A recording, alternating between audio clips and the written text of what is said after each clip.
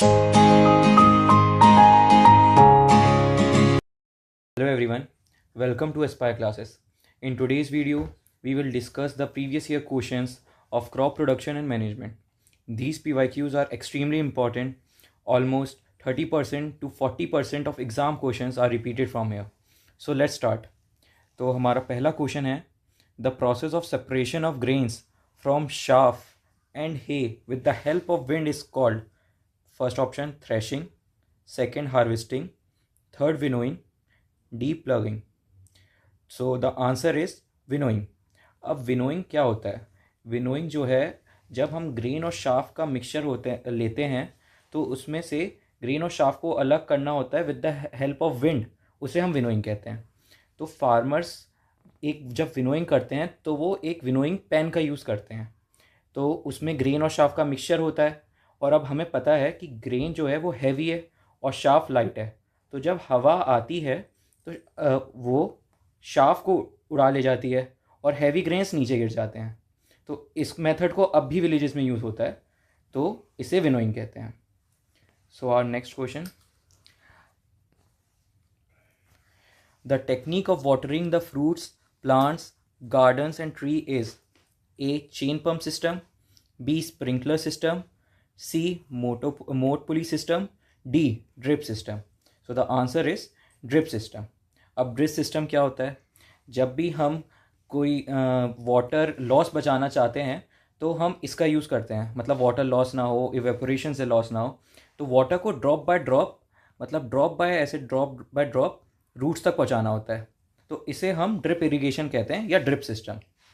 तो इसका आंसर है ड्रिप सिस्टम, जो पहले ही बता चुका हूँ मैं. Now third question, what is the purpose of crop rotation in agriculture?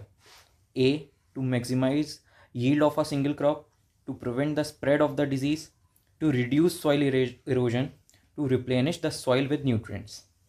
तो इसका आंसर है डी. इसका मतलब है कि क्रॉप रोटेशन मतलब एक सीज़न में हमने कोई एक क्रॉप उगाई और नेक्स्ट सीज़न में हमने कोई दूसरी क्रॉप उगाई. मतलब आप ये समझिए, जैसे कि हमने वीट एक सीज़न में उगाई तो वो वीट को बहुत ज़्यादा नाइट्रोजन की ज़रूरत होती है, तो वो नाइट्रोजन सारा अपने ले लेता है उस फील्ड से. तो इसलिए अब जो हम अगले सीज़न में क्रॉप लगाएंगे वो पल्सेस लगाएंगे, क्योंकि पल्सेस जो है वो नाइट्रोजन फिक्सेशन करती है. तो इसलिए नेक्स्ट सीज़न में अब हम पल्सेस लगाएंगे तो वो सारा नाइट्रोजन जो पहले ख़त्म हुआ था वो वापस आ जाएगा. Now fourth question. So moving to our next question. तो which tool is commonly use for sowing seeds in rows? First option हुई, B seed drill, C plough, D rake. So the answer is seed drill. अब seed drill क्या होता है? Seed drill में जब हमें seed को क्या डालना होता है तो उसको के लिए हम एक करेक्ट डेप्थ और डिस्टेंस पर डालते हैं, तो इसे हम सीड ड्रिल कहते हैं. और ये क्या नाम है, इससे यूनिफॉर्म जर्मिनेशन होता है. तो ये आप ज़रूर याद रखिएगा, uniform germination. Moving to our next question, which of the following is a weedicide? A urea, B 2,4D, C cow dung, D NPK. So the answer is 2,4D. अब पहली बात, वीड्स क्या होते हैं? वीड्स वो होते हैं अनवांटेड प्लांट्स जो जो हम प्लांट्स उगा रहे हैं उनके साथ उग जाते हैं. अब वो क्या नाम है, जो प्लांट्स हमें बेनिफिशियल होते हैं उनसे उनके न्यूट्रिएंट्स ये सब ले लेते हैं, और वीड्स हमारे किसी यूज़ के नहीं होते. तो अब हमें इनको हटाना होता है. इसलिए तो इनको हटाने के लिए हम 2,4D यूज़ करते हैं, तो वो उसको डिस्ट्रॉय कर देते हैं इन वीड्स को, इसलिए उनको वीडीसाइड्स कहते हैं. So moving to our next question, which of the following techniques of irrigation should be use to save water? A canal irrigation, B drip irrigation, C lift irrigation, and D water wheel. अब यही हमने same question ऊपर भी discuss कर रखा है, तो उसका एक्सप्लेनेशन आपने ऊपर देख लिया है. तो ये आप इम्पॉर्टेंट एक मान के चलिए, क्योंकि ये रिपीट हो रहा है हर साल. तो ये हर साल रिपीट हो रहा है, तो इसलिए इसका एक्सप्लेनेशन आप ऊपर देख लीजिएगा, और इसका आंसर है B drip irrigation. Now seventh question, same kinds of plants grown and cultivated on a large scale at a place is called A crop, B weed, C herb, D shrub. तो इसका answer है crop. जब एक ही type के plant जैसे wheat, rice, maize एक बहुत ज़्यादा बड़े एरिया में हम ग्रो कर रहे हैं तो उसको हम क्रॉप कहते हैं। ठीक है, तो अब 8th क्वेश्चन पे आते हैं। The process of loosening of the soil is called tilling, harvesting, spraying, weeding. तो टिलिंग से क्या होता है, सॉइल सॉफ्ट हो जाता है और ऑक्सीजन उसमें एंटर हो जाती है और रूट्स को हेल्दी ग्रो करने में बहुत बेनिफिट करता है। तो इसका आंसर है टिलिंग।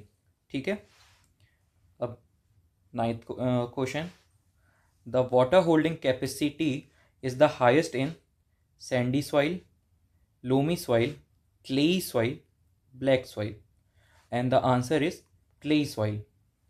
तो क्लेई सॉइल्स में पार्टिकल्स बहुत छोटे होते हैं और उनके बीच में गैप कम होता है, इसलिए वाटर होल्ड करने की कैपेसिटी ज़्यादा होती है, इसलिए इसको हम वाटर होल्डिंग कैपेसिटी इसमें सबसे ज़्यादा हाईएस्ट होती है।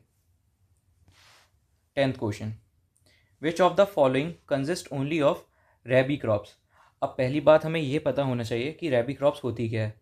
रैबी क्रॉप्स वो क्रॉप्स होती हैं जो विंटर्स में होती हैं और ये इनका जो सीज़न होता है वो लगभग अक्टूबर से मार्च तक होता है। रैबी क्रॉप्स तो ये अक्टूबर से मार्च तक उगती हैं, तो इन्हें रैबी क्रॉप्स कहते हैं। और ये बहुत इंपॉर्टेंट है, ये इसको आप याद से अच्छे से इसकी मतलब एनसीईआरटी में इस टॉपिक को अच्छे से पढ़िएगा और इसके एग्जाम्पल भी अच्छे से याद करिएगा। तो इसके जो आंसर होगा वो होगा wheat and mustard. 11th question. The water holding capacity is the highest in A sandy soil, B clayey soil, C loamy soil and D mixture of sand and loam. और इसका आंसर है clayey soil. अब clayey soil का मैंने explanation आपको ऊपर ही दे दिया है और ये भी एक इम्पॉर्टेंट टॉपिक है। आप देख रहे हैं जैसे कि 2 बार ये रिपीट हो चुका है, तो इसको भी आप क्या नाम है रिवीजन करते रहें इसका भी। Now 12th। Crops are usually sown with the beginning of the first rain in July during the south west monsoon season. अब ये भी बहुत इंपॉर्टेंट टॉपिक आ गया एक।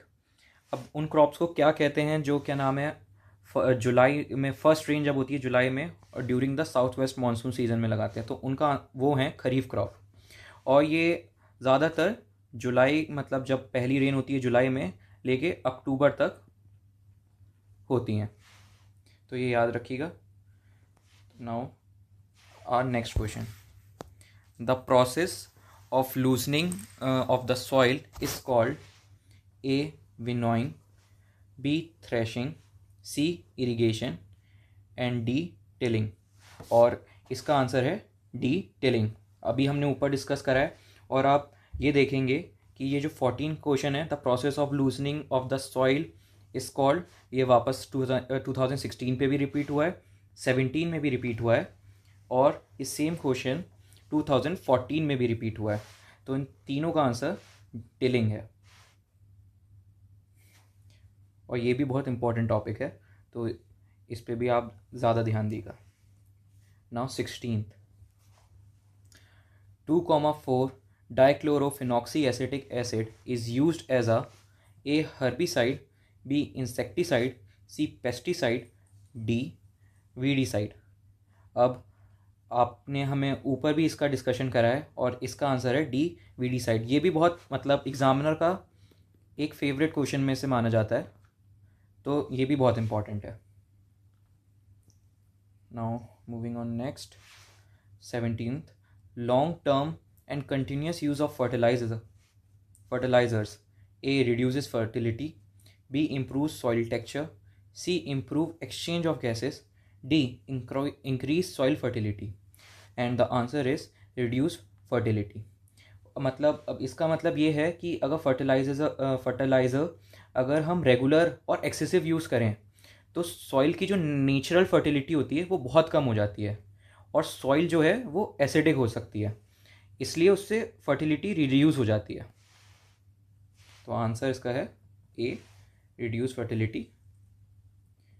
और इसमें क्या नाम है एक टिप भी है कि टिप ये है कि हम लोग जो सिर्फ केमिकल फर्टिलाइज़र यूज़ ना करें, और यूज़ करें तो ऑर्गेनिक मैन्योर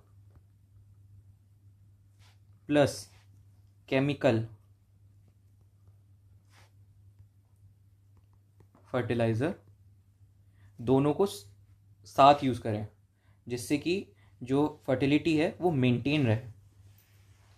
तो अब 18 क्वेश्चन पे चलते हैं। Weeds are unwanted plants, insects and pest, main crop plants, chemical substances. अब ये भी हमने ऊपर डिस्कस कर रखा है, ये होते हैं अनवांटेड प्लांट्स जो हमें चाहिए नहीं होते हैं। तो इसका आंसर है A. 19 question. Combines are used for sowing the weeds, harvesting the crop, both harvesting and sowing, both harvesting and threshing. तो इसका आंसर है D, both harvesting and threshing.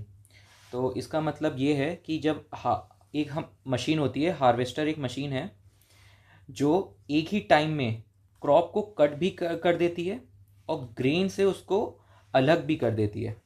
तो इसको हम कंबाइन हार्वेस्टर इसलिए इसका आंसर डी है, जो हम both harvesting and threshing. Number 20। Crops grown in winter season are called A rabi crops, B kharif crops, C winter crops, D traditional crops. तो यही मैंने अभी ऊपर डिस्कस करा, और देखिए यहाँ पे रिपीट भी हो गया। उधर उन्होंने हमसे एग्जाम्पल पूछे थे, पर यहाँ पे उनसे डायरेक्ट ये पूछ लिया कि विंटर में कौन सी क्रॉप उगाई जाती हैं। तो ए राबी क्रॉप्स।